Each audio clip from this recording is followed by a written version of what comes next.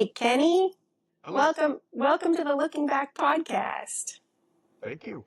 Thanks for inviting Thanks. me. Kenny, I'll just give a brief introduction. You are one of my longest and dearest friends. I love talking to you. I'm excited to talk to you. Some of your influence on Joe and I during our college years is what sent us around the world on our travels. We actually got to Saudi Arabia. People were like, why do you want to move here? And I'm like, because Kenny told me to. Because Kenny had a great youth, and so we're just following suit. So I am just going to let you take it away and tell us some stories. Okay. Well, let me start with the early years. I was born in '69 in Seattle, Washington, actually Burien, Washington. And at age 1, my dad wanted to move to South America, but my mother would only let us go as far as Puerto Rico. So we moved to the south side of Puerto Rico. We lived in Ponce from 1970 to 1977. My dad worked up in the mountains at a Libby's canning plant as a machinist. And in 1977, we moved on to Los Angeles. We lived in Orange County, a little town called Cypress, about a mile and a half from Huntington Beach. And my dad worked for Reynolds Aluminum down in Torrance. So we spent our weekends going to the beach and picking up cans off the beach so that my dad could take them to the factory and recycle them for us. So that's how we earned allowance. And my dad was always looking for like the better job, one step better, give me more things so I could do more things with my family. California was a lot of fun because we went camping in the Sierra Nevadas almost like every summer. At least 3, 4 trips a year. And so we were at Yosemite, Kings Canyon, Joshua Tree National Monument, and especially Death Valley. We went to Death Valley so many times because there was like so much to see there. So that's where my love from camping comes from. And in 1978, my dad crashed a party in Houston, Texas, that was thrown by Aramco. It was actually a recruiting conference. And my dad didn't meet the qualifications because he had dropped out of college.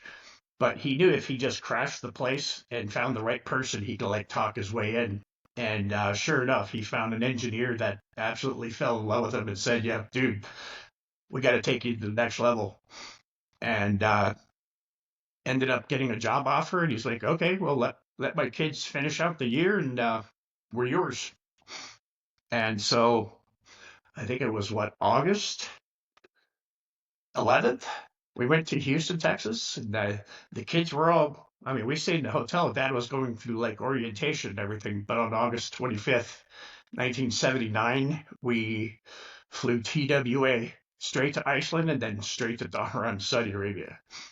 And I tell you what, that was a culture shock. Getting off the plane and hitting that wall of humidity is the first thing you feel in August. It's about 115 degrees at 11 o'clock at night, and you just hit this wall of water. It was unreal, and that took us some time to actually get used to. So, how much further did you want me to go there? I want you to keep talking for hours, but tell me quickly, what was it like in Saudi Arabia in 1978? I'm not sure. We were there in '79. Oh, I'm sorry, in Did I say 1979. 70? I'm sorry I, if I I said didn't, 77. it didn't implant in my brain, but I know that for a lot of you that were young there in the 70s, it was a very different culture than even, uh, gosh, when I was there versus now versus it's changed a lot. Yeah, I'm sure your experience was a little bit different. You probably had a little bit of similarity, but I mean, the society's completely changed there from the time that we were there in '79. I don't remember much about being introduced to the culture. My dad really warned us to just be on our best behavior when we went into town for the first times, to like take a look around, look at the silver market, look at the gold market, go shopping or anything like that. But we first lived in what was called Dhahran's North Camp, which is nothing but mobile homes. And Yeah, I met a few kids there. This is owned by Aramco, so it's not like I was embedded within the society of the Saudis or anything. So um, it didn't feel all that different. I mean, it was warm. It wasn't California, but it was warm, and got to meet a bunch of kids and started playing. Um, I met a couple of kids from Colombia that lived in the same area, and started playing. They started teaching me how to play soccer when I was in fifth grade. So I got there. I was going into fifth grade. I was what, 10 years old, I think. How old were your siblings? My older brother Werner is 3 years older than me, so he was 13, and Natasha is almost a year younger, so she was 9 when we got there. Explain to viewers who don't know, what is Aramco? Aramco used to be the Arabian American Oil Company. Um, it was owned by the big three, which I believe it was California Standard Oil. It was founded in what 1936 when they struck oil on the Dammam. But anyways, by the 70s, it was owned by the big three: is Chevron, Esso, and Texaco. And we had I think it was a 75-year lease for the company, and then in 1999, the Saudis actually bought it back from us, and then it became Saudi Aramco. So Aramco has what, three major cities that they maintain: Abqaiq, Ras and Dhahran. Ras is where the big oil refinery is, and these are all private compounds. We have our own police force. It's actually foreign soil, so Saudis can't actually come in unless they had invitations and not so much a visa, but they had to have paperwork to be able to get into our compound. And I mean, we had cafeterias, we had swimming pools, we had a movie theater, um, baseball fields, soccer fields. Everything was basically provided for us. They tried to make life as comfortable as possible in as well as they could in that kind of environment. But When you were there, was it mostly American expats, European expats, a little bit of everything? a little bit of everything. I think the bulk of us were American. There was a lot of English from the UK and yeah, Southeast Asians, India, Pakistanis. There and some people from like France and Germany, but not so much. It was mostly Americans, as far as I remember. Quite a few British too, in my experience. A lot of Americans, a lot of Brits. Yeah, Brits love to go there. They buy those desert vehicles, put big tires on them, and put a GPS on the roof, and just go out into the desert and have so Go much out and fun. yeah, desert camping was a lot of fun Yeah, yeah, and a we did a lot of desert. We did a big lot of deal for desert the camping eventually. Aramcons. They loved it. How many years you stay in Saudi Arabia, Kenny? Okay, well, our schools only go up to like ninth grade in Okay. Dhahran.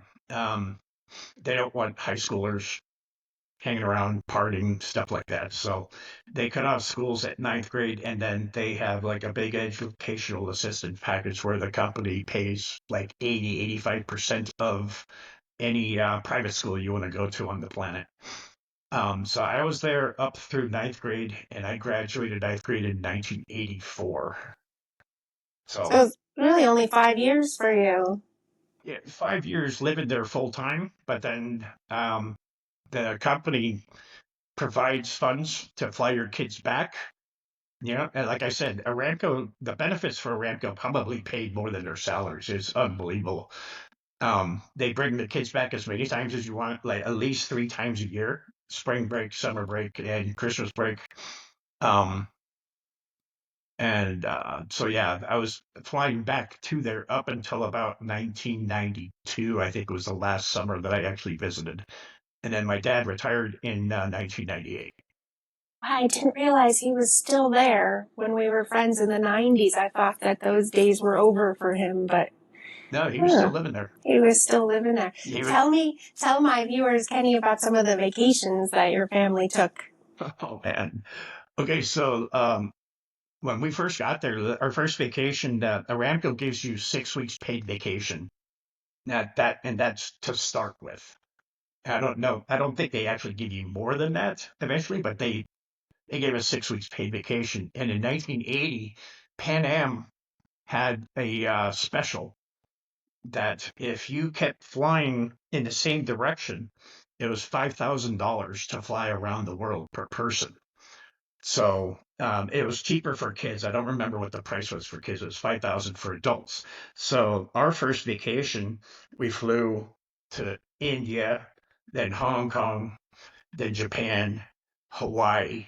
Then my dad dropped me off at my mother's in Seattle for a couple of weeks. Then I flew and met them in Germany. We went to France and I think Spain and then back to Saudi. Yeah, so, and we did that like the first 3 years that we were there. We had all the kids were still living in Saudi for the first 3 years. And then my brother ended up having to go to school because he finished ninth grade there. And so, yeah, the first 3 years, we basically did that special. And we hit more countries than I can count, really. Did you get to spend time in any of those countries? Yeah, yeah. No, we would spend 3 to 5 days in almost every place.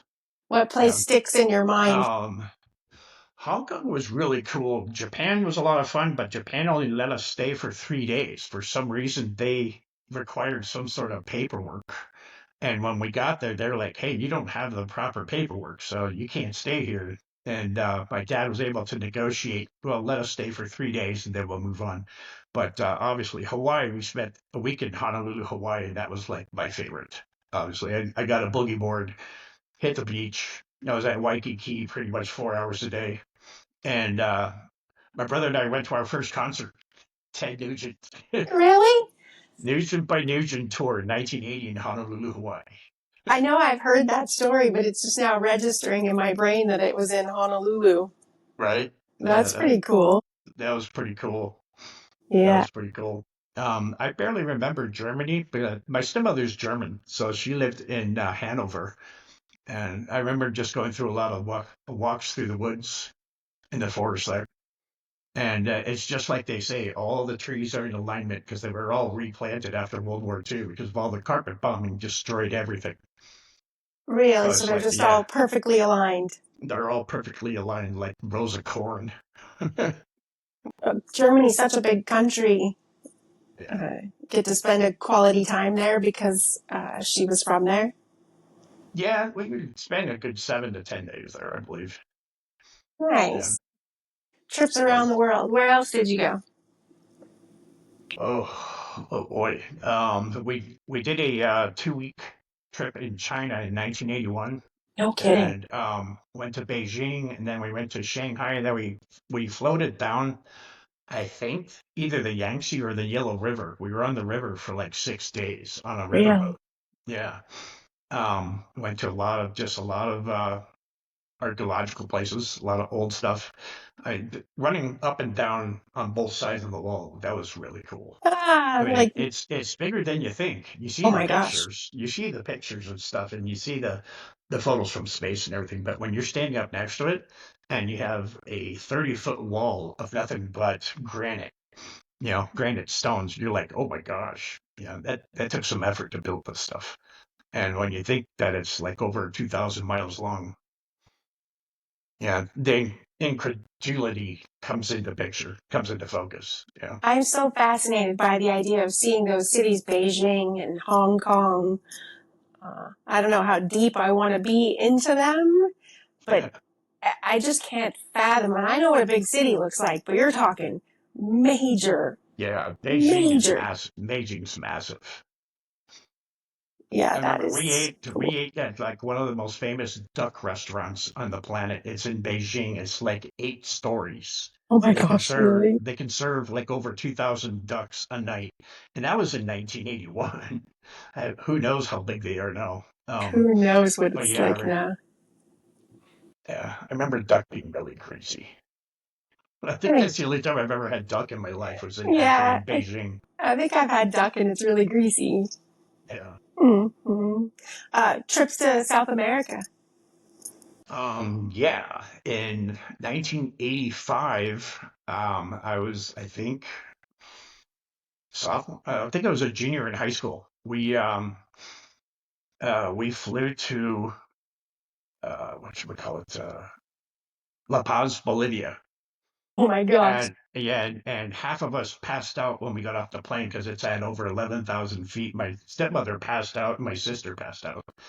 And me and my brother are like, oh my God, there's like no air here. My dad Wow. was the only one who was fine.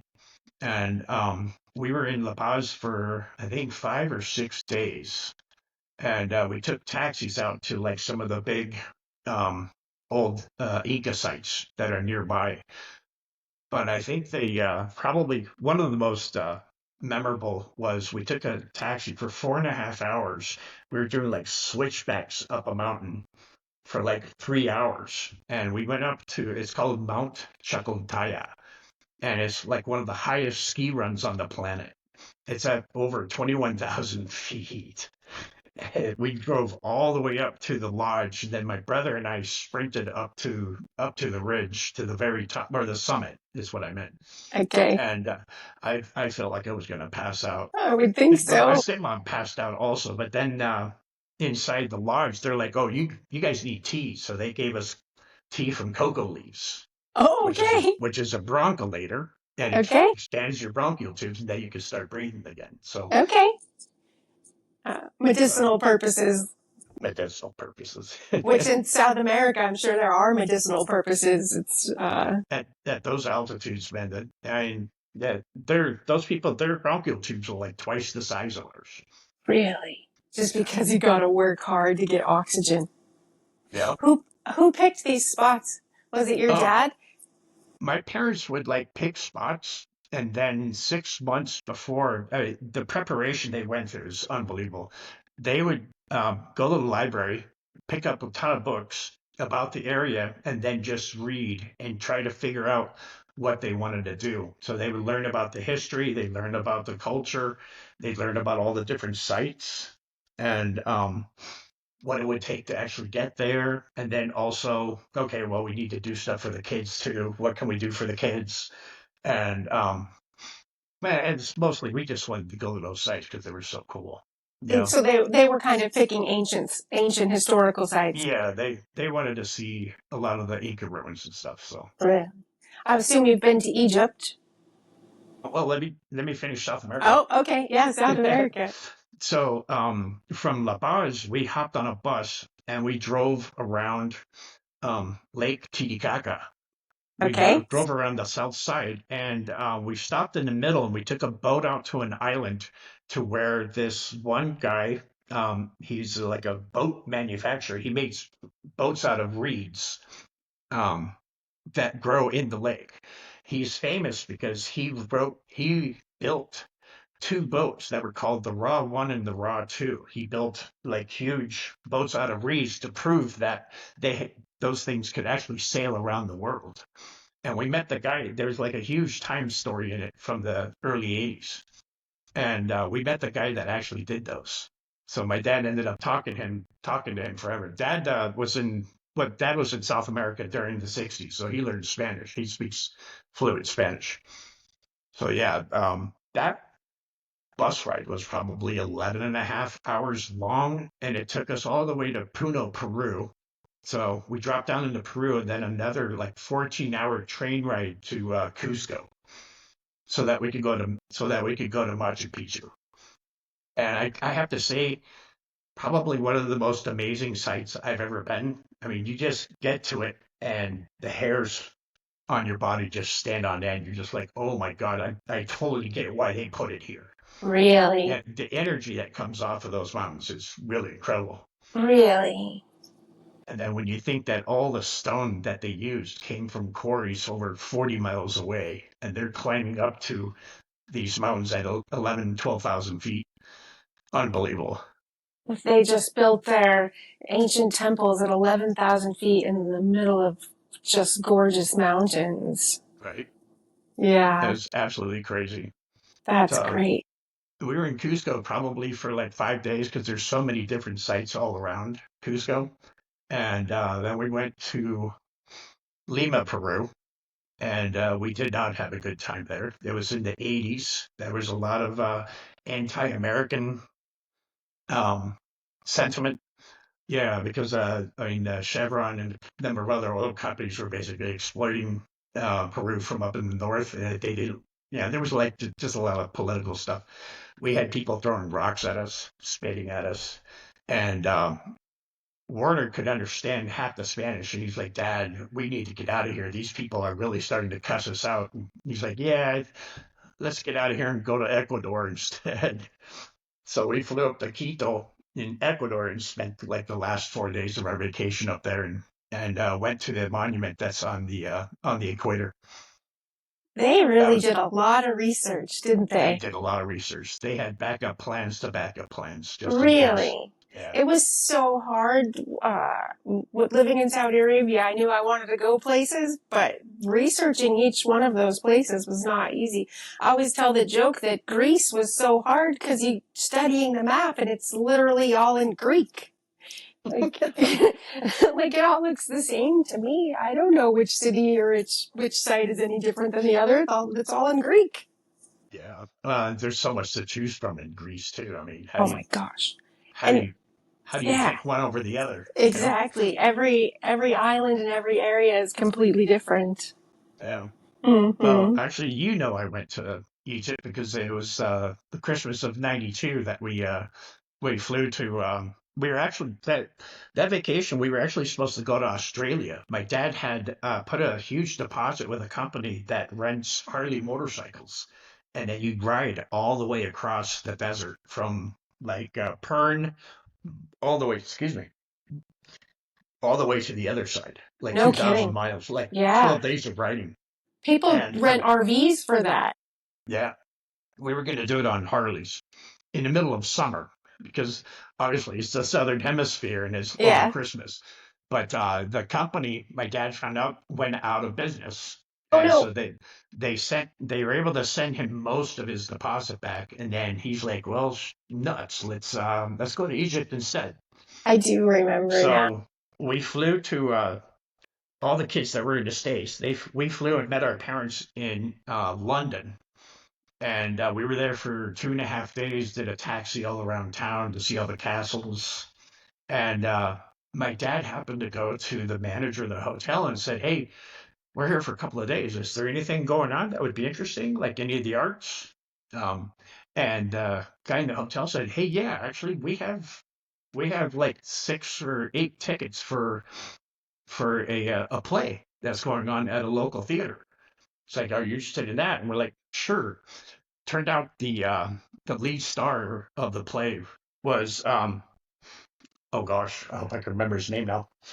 Peter O'Toole. Oh my gosh, really? Yeah, he was the I'm sure lead your star. dad knew. He was in his 70s. Oh yeah, Dad was like, "Oh yeah, we'll take him. We'll take him." Yeah, Absolutely. he was in his 70s, but wow, I mean, I got to see Peter O'Toole from row six. From row six in live Yeah, theater. Wow. right. Yeah, that was pretty cool. That And we went and spent 2 weeks in Egypt. We flew into Cairo, and then we did a riverboat all the way down to the Aswan Dam and stopped off at pretty much every single temple on the way. That was pretty incredible. Valley of the Kings is probably the most amazing site I've ever been to in my life. really. Valley of the Kings was amazing. Going into those tombs and then seeing all the pristine, some of that stuff is still really well preserved, especially like the tomb of Tutankhamun. Okay. The hieroglyphics and the mud on the walls is still in almost its original state and original color. It had been closed up for 3,000 years. Yeah. So yeah, it's just amazing. Did Really you take cool. the balloon ride? Like, No. no, Oh, I know a lot of people, they take the boat ride down the Nile and they take the balloon ride. I'm like, I'm from Albuquerque. I'll save my balloons for home. no, we didn't do that. I don't think my stepmother would like that. She doesn't like heights much. Really. I do remember you going to Egypt because I have a very beautiful zodiac scroll that is framed and is hung on the wall in every house we've ever lived in since That's cool. 1992. Yeah. Thanks, Kenny. Did I bring that? I brought that back for you? You did. Yeah, you did. It's one of Cool. my most prized possessions. It Right goes on. everywhere we go. Yeah. Right on. That's I knew awesome. it. Egypt was in I'm my glad head you for still have some that. reason. I do. I wasn't glued to the camera. I go show it to you. I knew That's you all were right. in Egypt. I knew that was registered in my head for some reason. Yeah, I think that was probably our last big trip as a family. Yeah, Really. because Warner had graduated and was studying photography in Philadelphia, and I was in Montana. Natasha was living in Moscow, I think, at the time, or in St. Petersburg. So we were like spread out all over the world, and so it was really hard to get everybody together after that. London was a Yeah. central location for your family. Oh, Hmm. that was the only time we ever went to London. I wish we could have gone back. I would have liked to have seen, some of the bigger castles out in the country. I could go back to London or just England and stay there. Right. Yeah, there's a lot to see. One of my favorites. So where else, Kenny? Where else did you go? Boy. These are the stories that inspired me. I always wanted to travel the world, but being friends with you sealed the deal. Yeah, well, I mean, life in the 80s down there, it was really different. We had the Iran-Iraq War that was going up to the north. In 1981, we had the embassy in Beirut blew up, and and in school when I was there, we would practice. We would have bomb drills, not earthquake drills like we had in Bomb California. You drills. get under the Mm-hmm. desk. We had, exit the Mm-hmm. building, single file, blah blah blah. And but I don't remember ever being scared about. I, we felt like pretty well protected. Obviously, my parents were like really worried that could escalate and come south. But I think during the time, the Saudis and the Americans got along so well that those guys didn't want to come south and mess with us. So um, we did my dad immediately got us a couple of dirt bikes. We had YZ80s, and dad taught us how to ride, and then we started going out to the desert and riding the sand dunes. We could actually fit 3 motorcycles in the back of my dad's Suburban. My dad had a Suzuki SP370, which was an enduro, and we'd take out like 4 big 5-gallon tanks of gas, mix it all up, and go out and just ride all day long. Play in Come the back, desert. yeah, come back, and then the following day was always like 8 hours of like motorcycle maintenance. Oh yeah. Dad was like, "We got to get the salt off the frame and off the underneath, otherwise that thing's just not going to last." So, Sure. but that's also how he taught us a little bit of responsibility of keeping your stuff clean. Oh, that's good. So yeah, that was a lot of fun. Haven't worked on a motorcycle in so long. I'd love to have another one. Ever since Duff got here, man, I got jealous when Duff got here with his girls and they went riding, and I was like, oh man, I should be up there with them. I forgot he came to visit you and he brought motorcycles. Yep. Him and his That's girls rode up at Highlight pretty much like for a week straight. That was pretty really awesome. just riding dirt bikes. I think they either enduros or dirt bikes. I'm not sure. Really. Yeah, but But off we had road. totally off road. It was all country riding. Yeah. And he took one night off, and I took him to there's a club called Pine Creek out south of Livingston. It's basically like a little concert venue. You could fit about 200, 300 people, and Oh. we saw a bluegrass band called the infamous String Dusters. And his daughters had so much fun. They just went absolutely nuts. Oh, And that's so yeah, we great. got to spend some quality time. Yeah, that's great. We should come back to Montana. Tell me,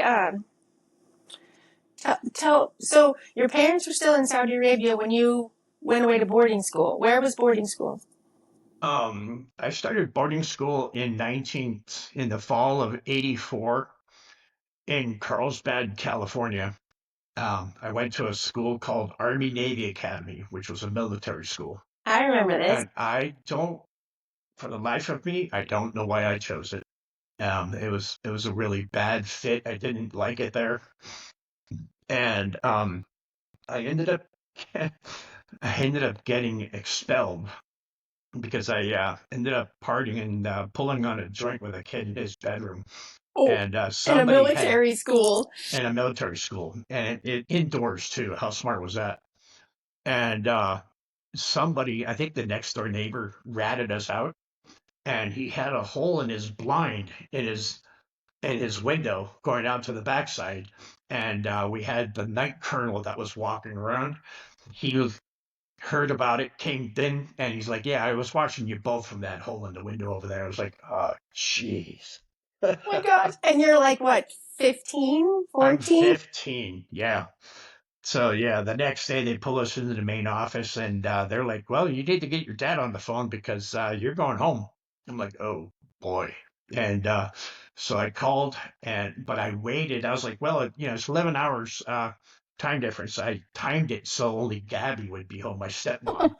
I'm like, that might soften the blow a little bit by talking to mom first. Yes. And she's like, "Oh boy, we were kind of scared of this. Okay, okay, don't worry. I'll talk to your father."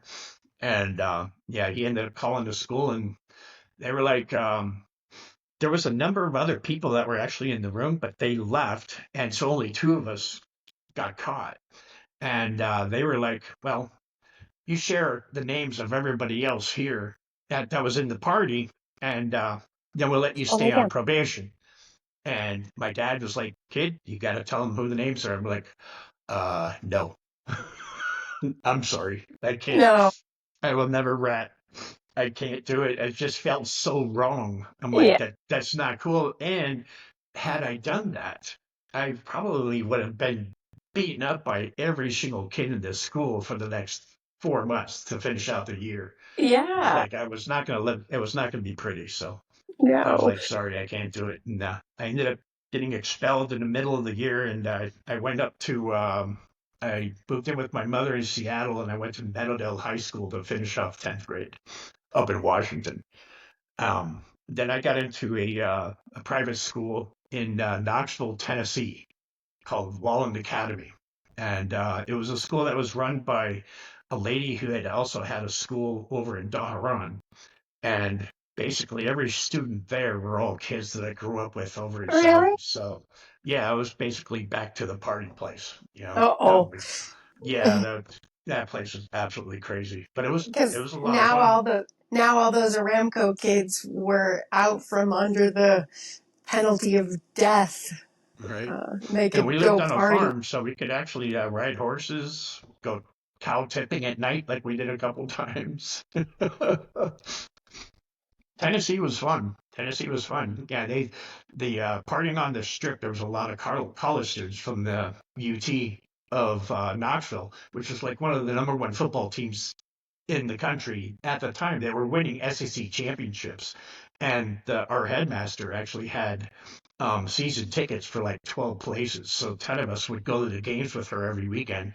Then we go down to the strip in Knoxville and just basically party till like midnight till the school bus came to pick us up.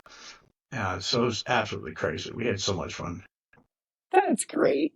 That's great. Okay, so did you finish high school there in Tennessee? Yeah, I graduated with a actually pretty good 3.96. Nice. And then straight to Bozeman, Montana? Uh, no, I went to Saudi for the summer, and then on the way back, actually, maybe I won't tell my Houston story just yet. Okay. We could do that on Okay. part two or something. Okay. No, I got in some trouble in Houston, and I ended up having to do a 1 year probation stint, and I moved up to Seattle to stay with my mother so I could be like properly supervised at age 18. And after I tried to join the military at the end of the probation, but I got turned down by Army, Navy, and Air Force. And the Marines wanted me, but I kind of felt like they needed some cannon fodder, and it Yeah. scared they just scared me. I'm like, God, no thanks. Yeah. And about a year later, my dad's like, dude, you need to go back to college. And I was going to school part time in Seattle at Edmonds Community College. And my dad would trick me. Actually, he's like, hey, I need you to I'll pay you for 2 weeks. I need you to drive out to Bozeman, Montana, and check out this cabin that I just bought. I need to know if it needs a coat of paint. I need to know. I need you to do a survey, you know, get some measurements. And as soon as I got out here, he's like, oh, by the way, there's That's a, Montana State University right around the corner. Why don't you check it out? But as soon as I saw the mountains when I was coming here, after I got past Butte, I was like, oh my God, I would love to live here. And Yeah, yeah, I went up to the house and did everything he wanted. Then I just went straight to the school and I called him up and I was like, Dad, I want to go to school here. I'm just He's like, kidding. He knew. okay, I thought you might. All right. And He summer knew. school, oh yeah, he knew. And summer school was starting um, in like a week and a half. So I drove back to Seattle, packed up my stuff, and came right back and started summer school. Yeah. My dad said to me, "You want to go to college 90 miles from Yellowstone National Park?" And I was like, "Yeah, Yeah, okay. That worked just fine for me." right. That Hmm. was part of the selling package that Dad marketed on me. Yeah. Yeah, because he's like, oh yeah, we'll get you a tent, your sleeping bag, you're skiing there. I'm Yeah, like, yeah. oh my God, Oh, and really? your mountain bike and your fishing pole, Yep. climbing I never got shoes. the fishing pole, but I got everything else. I did, but I wasn't much of a fisher. I left that to Jamie. Yeah, Jamie and Chris. Yeah, they were the fishermen. Duff could Duff could pull fish out of any river. It was Really, unreal. Every time we went camping, he'd be like, "I'll be back in a couple hours." He'd come back with like 3 or 4 fish to like really. throw on the fire. That's Joe's story for moving to Montana. He went there and visited his brother, and they caught like 80 fish or 18 fish or something in a couple of hours. And he was like, "That's all I need. Oh, that's all I need. I'm Yep, coming. I can live here. I can live here." Does he still live up north, the brother? He just in the last year has retired and sold his house, and they're building a home in Costa Rica. Nice. Yeah, yeah, Oh, he stayed the cool. whole time. He was One, Bozeman that whole time. one of the coolest programmers I ever met at in Seattle. I didn't meet him at Microsoft, but he spent like 25 years at Microsoft. He retired and moved down to Costa Rica too. He Yeah, bought a house on the top of a mountain that overlooks the ocean. It's just like, and he's like, dude, I'm living at 10% of the cost of what it costs to live in Seattle. So, yeah. which is why Well, they did it. Seattle in particular, incredibly expensive. Oh, yeah. Isn't that so? After college in Bozeman, when you met all of your great friends that you still have today, uh, where'd you go after Bozeman? After Bozeman, I went to Seattle and I moved in with one of my oldest friends from Saudi Arabia, a guy by the name of Sandy McGinley. And there was a couple other guys that were actually there too, which is why I went out there. I was like, okay, at least I'll have a couple of friends that I know while I try to get the career started. I was actually only there from I graduated in '94, and in what was it, late '95. Actually, I was only there just over a year because in late '95 I ended up moving to Wisconsin. I moved to Oconomowoc, Wisconsin, and to work for a computer manufacturer there. And oh boy, you have to live in Wisconsin to understand cheeseheads. You really do. I immediately became a Packer fan, and it's such a subculture and so much fun for these guys. Barbecues every weekend. Doesn't matter where you're at, you're invited. Doesn't Really? matter who you are. It's like, oh, do we know you? No. Well, here, have a brat. You know, Okay. it's like Friday night fish fries at all the local bars. And so, yeah, I had 3 years of fun in Milwaukee. I Excuse think me. people from Wisconsin are like the toughest people I've ever met. Like they are just badass. They can handle anything and do anything. Like they just chop down trees before breakfast each morning or something. Oh, they go out, they start the car and shovel the driveway during the winter. Oh, no kidding. Oh my gosh! When I left Seattle, I left Thanksgiving weekend. Thanksgiving week, I left Seattle. It was 68 degrees. I got to Oconomowoc, Wisconsin. It was minus 18. And then in 2 weeks later, we had this Arctic blast for 3 weeks that shot it like 30-mile-an-hour winds out of the north, and it dropped to like 35 below. I was just like, oh my God. And it's like the first week there, I had a pickup truck that was stick shift, if you remember. Yeah. Um, I left it in gear one night I got out and I started the car and I couldn't pull it out of gear because the gearbox was frozen solid. So I had to sit out there and hold my foot on the clutch while it actually melted for like 20 minutes. I almost got frostbite on my hands, even though I was like fully bundled. But you're sitting down and you're not generating You're any not, heat. no, you're not You're not moving. moving. Oh man, I thought I was gonna die. I immediately went out and got a block heater the next day. Yeah. And this is like Great Lakes humid cold, right? Yes, yeah, it Uh, cuts right through everything into you. Yeah, it's absolutely crazy. yeah. We often talk about how did we survive in Montana? And I'm like, because Montana was the perfect cold. It Yeah, was it's like, nice, yeah. no humidity, about 20-25% humidity. Mm-hmm. Wisconsin is constantly like 65 to 75% humidity, which just cuts right through your clothing. Yeah. No, I'm scared Fun of during the summer Wisconsin. though, and all the Really. lakes. Getting out on the lake, get on a pontoon boat, and just drink beer all day.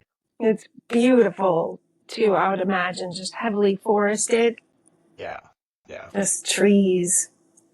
The changing of the leaves is always very pretty in Wisconsin. Oh, yeah. Well, that's great. But you didn't stay in Wisconsin long then where? Well, I was there for 3 years, and then I Oh, moved. I moved back to Puerto Rico to go into business with my brother Werner, okay. and This I remember. we moved to Old San Juan. We rented a place, really nice place in downtown Old San Juan, like 3 blocks from the fort's dead center. And Werner's a professional photographer. We did commercial and fashion photography. So got to meet a lot of really cool people, a lot of models walking around my house, and Yeah. lots of skin. And we had a Lots of lot. skin. We worked for Sears, and we did like 24 catalogs a year. My brother, they absolutely loved my brother's work, and he brought me in there because he wanted to learn how to control the color that from he shoots film, slide film, and which is transparency. And then I would scan it on a drum scanner, and then move it over into the computer, do a bunch of color corrections, fix up do little touch ups and stuff. And the whole reason I was there was like we needed to learn color so that when we actually published any of the photos that they did for the catalogs, we would give it back to them and we started talking to like the printers saying, hey, what's the best way that we can actually do this? And we actually developed a really solid uh, set of procedures and methodology for actually guaranteeing the kind of color we spent so much money on. Like I had a $7,000 monitor just so that I could see. it would give me the right color of what my brother actually had off the photograph. And I had to figure out how can I scan it to get it over here? And then Warner can see, okay, there's the original photo. And so it was called color calibration. And we had all Macintosh computers because you could only do this on Apple. You couldn't do Yes. this on Microsoft stuff.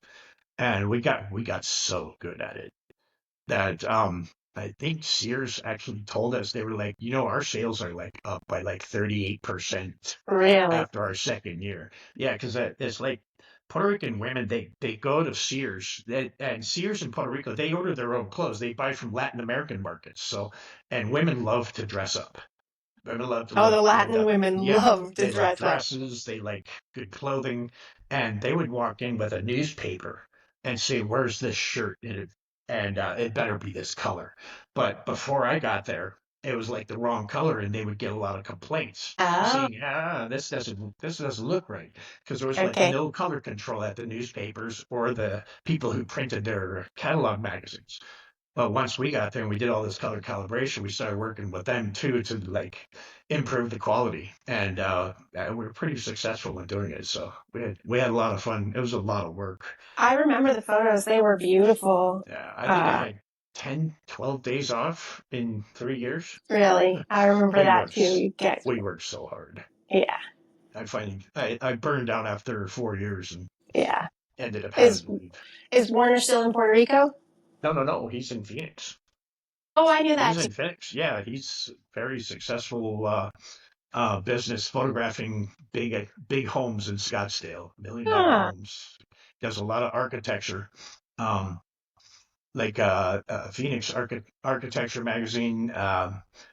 These architects just like keep putting up homes, and they're all in competition with each other to see who can build a better home. And Warner's the only one that they call to actually photograph these things. Interior decorators have their own competitions also. So he's like, he's busy. that's He's busy, great. busy. He hardly has any time off. It's unreal how busy he is. Really. So Any hurricanes while you were in Puerto Rico? yeah, as soon as I got there, we had Hurricane Georges in 1998, and yeah, that was Category 3, I believe. We had winds up to about 135 miles an hour, and I almost lost my head on the roof because we had like drain pipes that were filling up and they weren't very large. So we were scared of the water collecting up on the roof and then coming, maybe breaking through our ceiling. So we thought it was the middle of the hurricane, the eye of the hurricane. And I went up there, like, started, cleaning out the gutters and stuff and the drain pipes. And a sheet of wood, it's not coming. It's okay. The It's last, really dry here, so a it's the sheet of allergy wood came season. flying right over my Oh head. my Like God. I could feel it. I could feel it shaving the top of my head. It was that close. And I was like, ah, dropped to the floor, crawled back to the door. I was like, forget the drain pipes. I'm coming in. Yeah, that's dangerous. Did it just destroy infrastructure and power was out for Oh yeah, days? we had power out for at least a week. We had bought like a big 55-gallon drum and filled it up full of water before the hurricane showed up, so we had water to like shower with and cook with and stuff. Um, but yeah, no, it destroyed power all over the island. This thing really just wrecked everything. I Telephone. remember. We didn't have telephone for like 3 days. Really?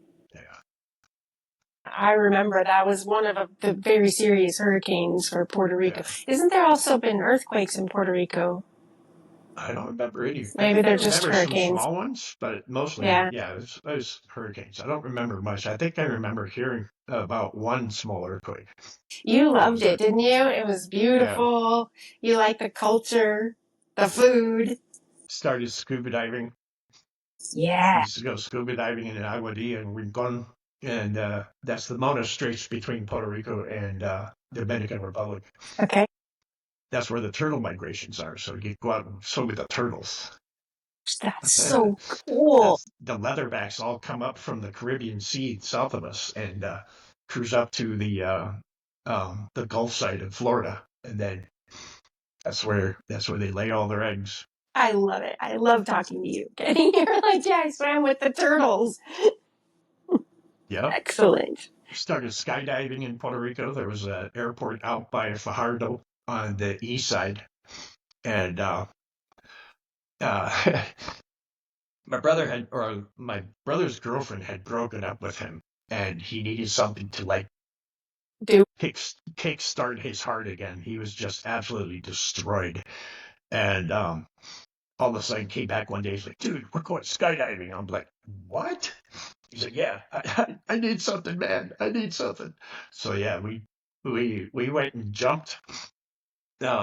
Did tandem jumps the first day, and I stuck with it. And my brother was like, "Yeah, that's enough for me." Yeah. He's like, I make one mistake and my life is done. Forget it. And I'm like, yeah. oh, I like this part. You like that. Figures you would like that. It Yes. must be beautiful. Puerto Rico from the air. Yeah, it is. It Uh, is. You can see it's on the east side. So the Vieques Island is like a really long island that's off the southeast coast of Puerto Rico, and that's also where the Navy practices amphibious assaults. They okay. had a base out there, and so yeah, anytime we're like going up skydiving, you got like aircraft carriers, just a whole allotment of like ships and everything. So yeah, that was really cool. Is the And water the shallow jump enough? zone, the jump zone is right south of um oh shucks, what's the name of the park? It's the tallest mountain in Puerto Rico. I can't remember the Okay. name of the park. And it's El Yunque.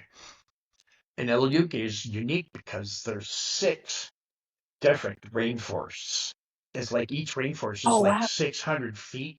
You climb up another 600 feet, and you're in a completely different rainforest. So they have Really? 6 of them all the way up to like 4,000 feet. Oh, my God. So yeah, no, there's a lot of hiking in there and stuff, and it's really it's absolutely amazing. I remember you liked it quite a bit. Alex came down. My roommate, remember Alex Robb? Yep. He flew down and came down for like 2 weeks and went scuba diving all over the island.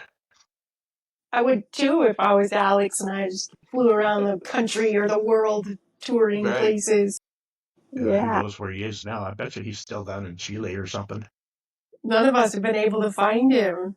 No, not since your Mm. wedding. Yeah, he was there, and uh, I like to assume it's because he's doing very well, I'm uh, sure he's doing great. not because he tumbled off a mountain somewhere. Because he's too good at taking care of himself.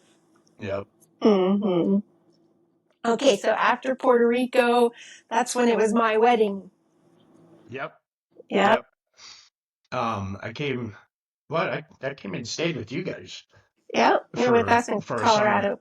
I was Hmm. with you in Colorado for a summer.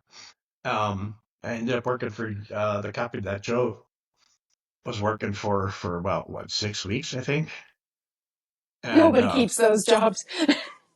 yeah, no, that was just a dirty job. That was Yeah, just a it's a dirty hard job, job. but they gave me great severance package. Good, good.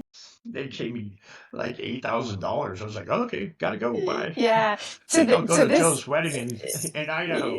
Yeah, to this day, Joe says most of his interviews with field techs are him discouraging them from taking the job.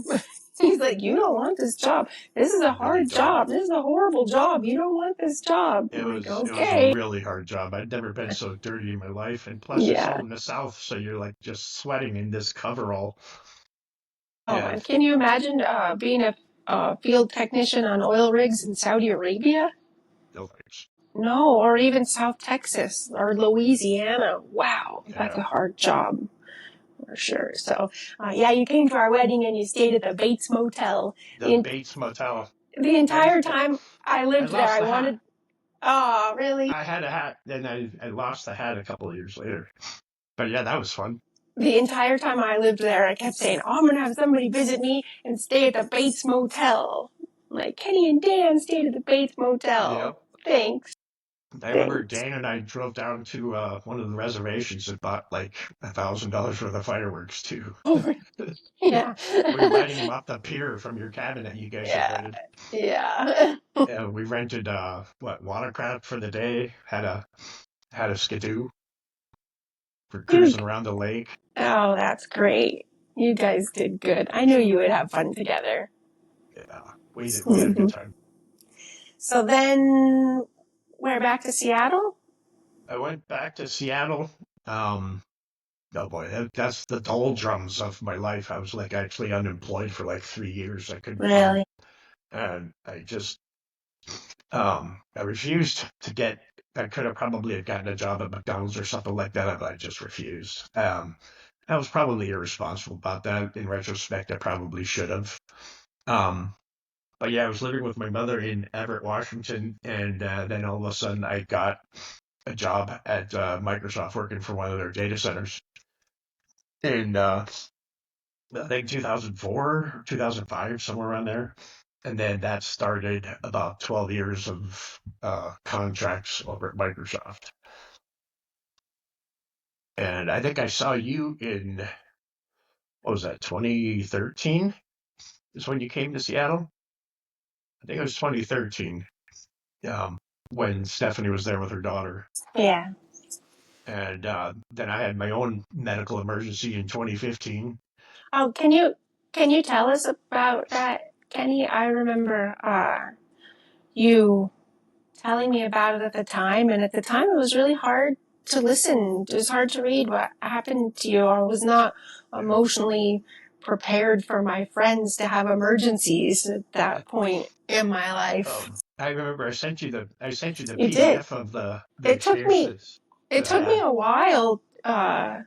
It's just I'm older now. I've lost friends. I've seen people go through stuff. Okay, so wasn't exactly living the healthiest life. I'm a computer guy, so I sit in a chair a lot, and I was actually I was doing a business venture with a friend of mine, or with my ex brother-in-law.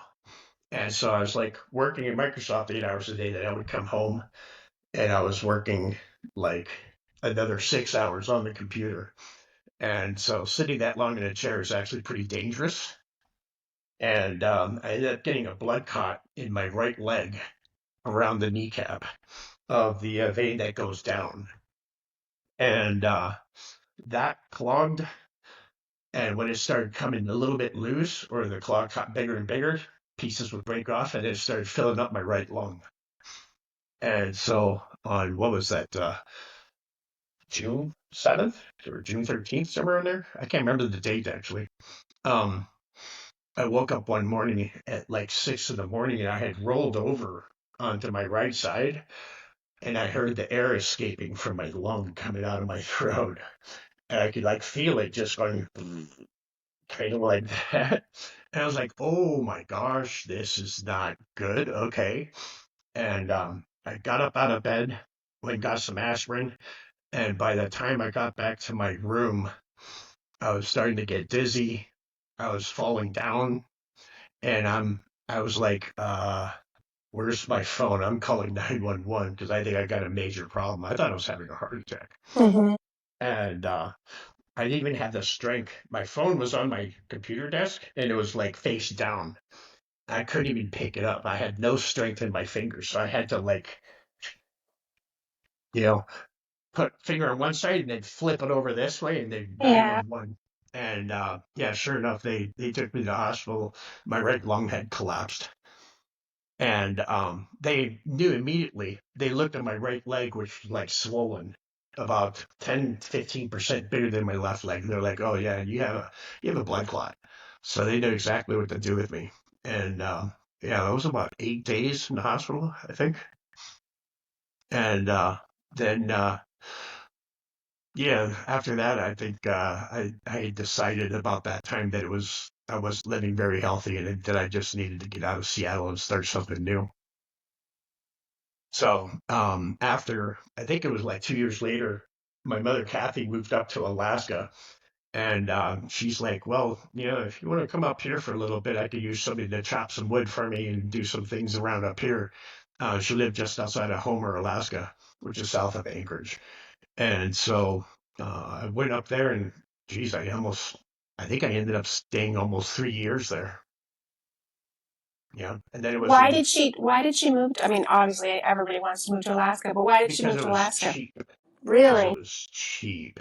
Really? She was paying a $900 mortgage for a condo in Linwood, Washington, and it wasn't sustainable. She couldn't. She's like, I'm gonna go broke in 5 years. And she talked to my cousin Jamie, and Jamie's like, well, why don't you just come up here and we can find you something.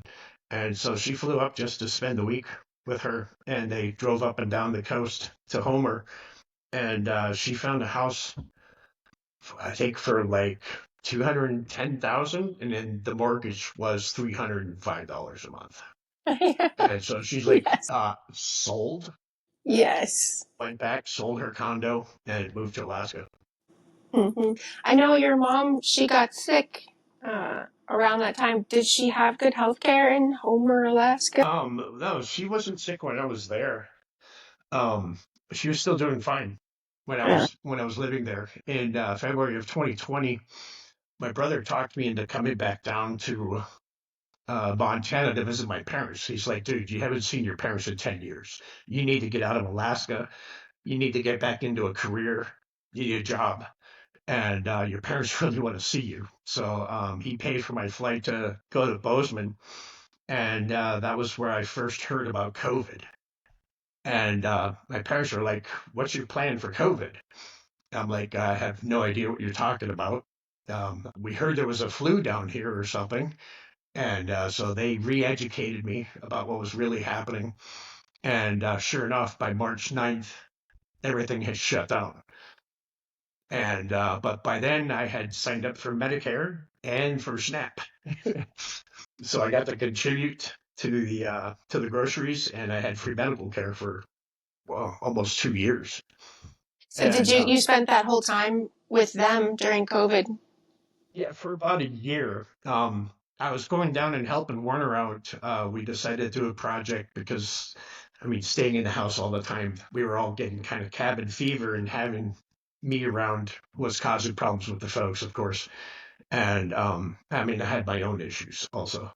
And so I was going back and forth between Phoenix and Warner was like helping me out, gave me a job for several months so I could make a little bit of money. And and that actually motivated me to go find a real job because I could only work so much with my brother. We butt heads a lot, and I really didn't want to be working for him full time again, like we did back in the early 2000s, because I knew that would just it would eventually be destructive for us both, I think. And so we're like opposites. So, anyways, while I was in Phoenix in March of 2021, I saw that MSU was hiring for computer people, and I immediately applied. And within 2 days, I had a job offer. So now And so, you're getting a job offer from the school that you went to college at in the town that you loved to be at in the state yep, that's just so awesome. yeah. So yeah, no, it was a nice full circle to bring me back to the place that I absolutely loved. I never liked leaving, but there just wasn't any technology jobs here Yeah, at the well, time. yeah, there weren't any jobs for any of us. I'd Yeah, have loved to, well, I didn't want to stay in Montana. Uh, you but were I selling probably, glasses. yeah, I probably, oh my God, I covered 7 states. I was a traveling Yeah. sales rep. I covered 7 states. I drove 70,000 miles Oh my gosh. every year for like 3 or 4 years. Who wouldn't want to Uh, buy glasses from you? You were a well, salesman. it was funny because I was selling these really high end glasses in Montana, which is, there's a lot of farmers and ranchers in Montana that have a lot of Yeah. money. But I remember this man I called and I was like, "Hello, sir. I am Deanna Smith with Neo Style Eyewear." And he was like, No "What style. are you lost? What are you doing here in this little town in the middle of nowhere?" That's hilarious. Just made myself a job, sir. Yeah. Yeah. Well, since we're losing light on you, Yeah, my let's. lights just turned off, I think. It's okay. Wow. I'm gonna have to have an Yeah. electrician look at this stuff. Yes. Well, let's call it a day, and then we'll come back, and you can tell me what Bozeman is like That's now a, that sounds good. compared to what it was before. And I also want to know more about your parents and where their parents were from. Okay. I'm Well, interested in that. I'm having Easter dinner with mom and dad on Sunday. Really. And so I usually take this laptop with me to like show them documentaries on Netflix and stuff. They love watching documentaries. And so I can talk to them and see if they'd be interested in telling you their story. Well, and And if if they don't want to anything, tell me, just take a little video while they tell their stories, and I'll there you make a go. movie out of it. Trust me, dad loves to tell stories. I've met your dad, and I'm part of this podcast is I want to talk to everybody's parents because I know how fun and interesting they are. Yeah.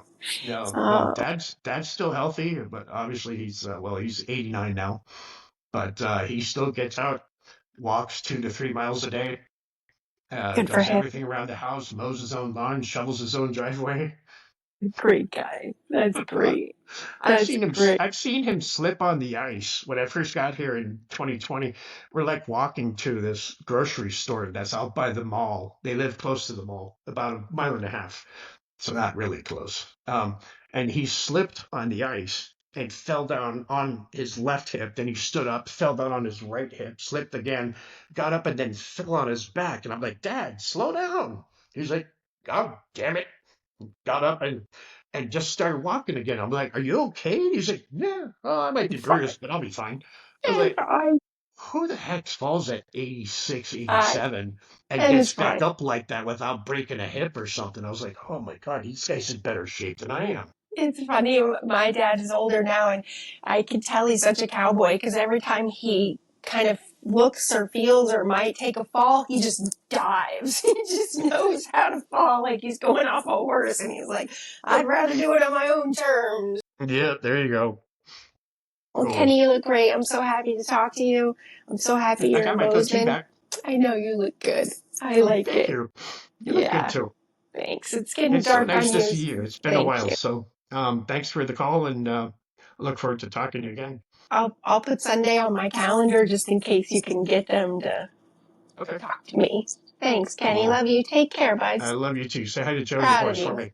Thanks. Thank you. See ya. Bye.